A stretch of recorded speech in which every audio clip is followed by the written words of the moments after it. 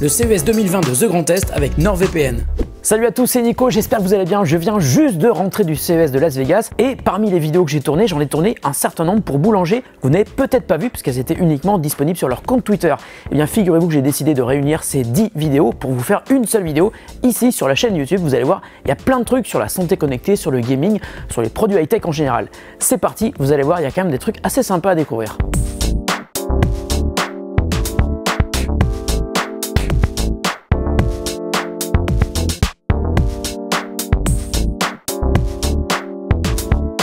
Au CES cette année, Samsung présentait plusieurs smartphones dont le Galaxy Note 10 Lite. Par rapport au Note 10 classique, la version Lite hérite d'un processeur moins puissant, qui est d'ailleurs le même que sur le Note 9, sorti l'an dernier. Les finitions du Note 10 Lite sont aussi moins haut de gamme que le Note 10. Malgré tout, le Note 10 Lite bénéficie lui aussi d'un stylet actif permettant de dessiner ou d'écrire sur son smartphone. Sa seule limitation, il n'offre pas la possibilité d'interagir avec les photos avec les Air Gestures. Bonne nouvelle en revanche, la prise jack est toujours là, ce qui fera plaisir à ceux qui ne sont pas encore 100% Bluetooth. L'autonomie reste très confortable avec un usage quasi assuré de 2 jours. Ensuite, on peut aussi remarquer que l'écran est un peu plus grand que sur le Note 10. Enfin, le prix est lui aussi très intéressant, 609 €, ce qui est évidemment moins cher que le Note 10 version standard.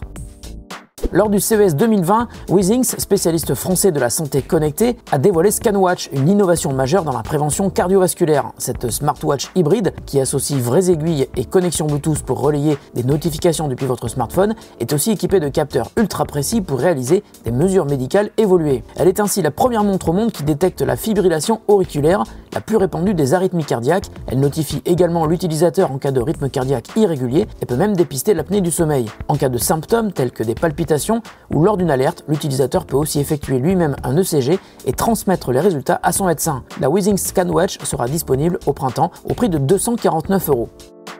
Après une première génération déjà très remarquée pour sa qualité audio, la start-up française Divacor revient au CES cette année avec les AntiPods 2 qui s'annoncent encore plus performants. Ce sont des écouteurs audio True Wireless, c'est-à-dire sans aucun câble. Ils sont équipés d'embouts en silicone et mémoire de forme résistant à la transpiration. Les écouteurs sont tactiles pour contrôler sa musique sans toucher à son smartphone et la grande force des AntiPods 2 est leur compatibilité avec les assistants vocaux. En effet, il est possible d'invoquer Siri ou Google Assistant sans avoir besoin de toucher les écouteurs. Et c'est d'ailleurs la première fois que des écouteurs audio permettent d'invoquer Google Assistant sans toucher son smartphone ni ses écouteurs. Enfin, ils sont livrés avec un boîtier qui recharge les écouteurs, leur permettant d'atteindre une autonomie d'environ 30 heures. La sortie des AntiPods 2 est prévue pour le printemps.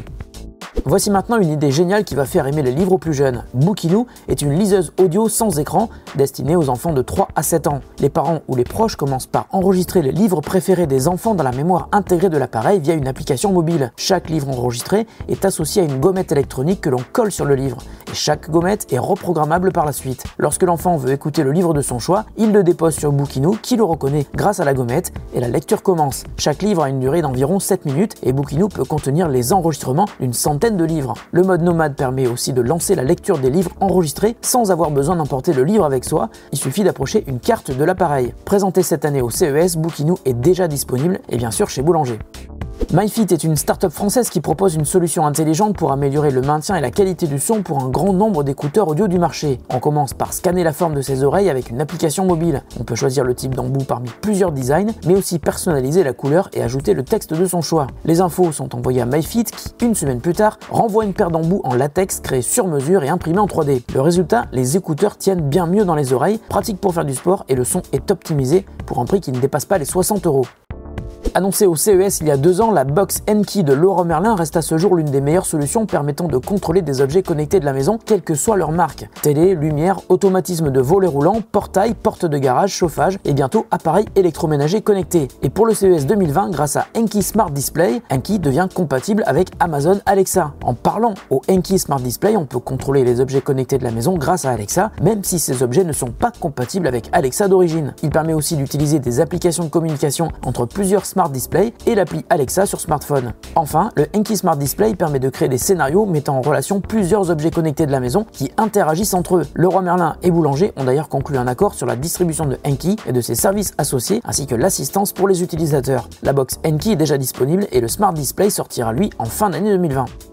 Au CES cette année, Samsung a dévoilé une nouveauté impressionnante destinée aux gamers exigeants. Odyssey est une nouvelle gamme de moniteurs gaming haut de gamme au design futuriste. Le G9 est par exemple un gigantesque écran incurvé de 49 pouces avec une courbure de 1000 Hz qui se rapproche du champ de vision naturel de l'être humain pour améliorer le confort visuel et l'immersion. Le taux de rafraîchissement est de 240 Hz et le temps de latence est de 1 milliseconde, le rendant parfaitement adapté aux jeux vidéo. Et il est aussi compatible avec les deux technologies de synchronisation du marché, FreeSync pour AMD et G-Sync pour les cartes graphiques Nvidia. À l'arrière, un éclairage RGB modulable permet de diffuser la couleur fixe de son choix ou de faire varier les couleurs. Enfin, cet écran à technologie Quantum Dot est doté d'une résolution de 5210 par 1440 et il est certifié HDR1000. Le G9 et le G7, une version plus abordable, sortiront au printemps. Pour les fans de gaming, voici la start-up française Arcadeo qui a remporté 2 Innovation Awards avec son fauteuil de gaming. Ce fauteuil est l'un des premiers au monde à proposer un retour haptique grâce à 10 transducteurs, 6 dans l'assise et 4 dans le dossier. Lorsqu'il est installé dans le fauteuil, connecté au PC en USB, le joueur ressent des vibrations dans la zone qui correspond aux événements qui se déroulent dans le jeu, ce qui ajoute une sensation de véritable immersion.